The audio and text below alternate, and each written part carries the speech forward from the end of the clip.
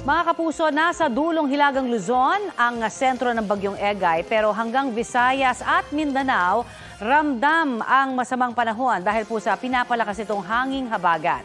Balitang hatid ni James Agustin. Yung mga bata umawak sa lubid! Dahan-dahang lumulusong sa bahang ilang residente ng barangay Siksikan sa Puerto Princesa, Palawan. Ang iba may kargang maliliit na bata at mga alagang hayop. Sa barangay Bakungan, may mga residente ring inilikas ang Philippine Coast Guard. Ayon sa Puerto Princesa Disaster Risk Reduction and Management Council, umapaw ang tubig sa ilang ilog dahil sa buhos ng ulan simula kahapon. Mahigit 300 pamilya nang inilikas sa lungsod. Sa Sablayan Occidental, Mindoro, sinagip ng Philippine Coast Guard ang ilang residenteng natrap sa mga bahay nilang nalubog sa baha. Sa bayan ng San Jose, baha rin sa barangay Bagong Sika, barangay Batasan, barangay Murta at barangay Camburay. Sa barangay Monteclaro, nalubog sa baha ang mga taniman ng mais at mani matapos umapaw ang Busuanga River. Sa Bacolod City, sinagip ng mga taga Bureau of Fire Protection ang ilang residente ng barangay Pahanokoy na natrap sa abot-leeg na baha. Sa Araneta Avenue, tumirik ang ilang mabababang sasakyan dahil sa baha. Diba? Grabe yung baha.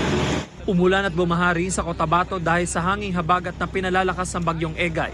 Sa Pikawayan, tulong-tulong ang mga residente sa pagtutulak ng mga sasakyan para makausad sa matinding baha. Binahari ng mga bahay sa gilid ng kalsada. Sa bayan na makilala na tumba ang mga puno at nabuwal ang ilang barong-barong sa sobrang lakas ng hangin. 6 na oras nagka-brownout matapos tamaan ng mga natumbang puno ang mga kawad ng kuryente. James Agustin, nagbabalita para sa GMA Integrated News. Yan po ang isinasagang rescue operation sa mga apektado ng baha sa Puerto Princesa, Palawan. Mahigit 500 pamilya ang inilikas mula sa 15 barangay simula kahapon. Sa barangay Sandoval sa bayan ng Bataraza, patay ang 4 na taong gulang na babae matapos madaganan ng nabuwal na puno ng mangga. Ayon sa Super Radio Palawan, nasa loob ng bahay ang bata nang mangyari ang insidente. Ligtas naman ang buntis na ina ng bata na kasama niya sa bahay.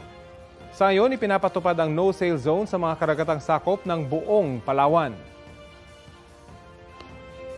Maging updated sa mga maiinit na balita, maaari pong mapanood ang Balitang Hali at iba pang award-winning newscast sa youtube.com/GMA News. I-click lamang ang subscribe button. Sa mga kapuso abroad, maaari po kaming masubaybayan sa GMA Pinoy TV at www.gmanews.tv.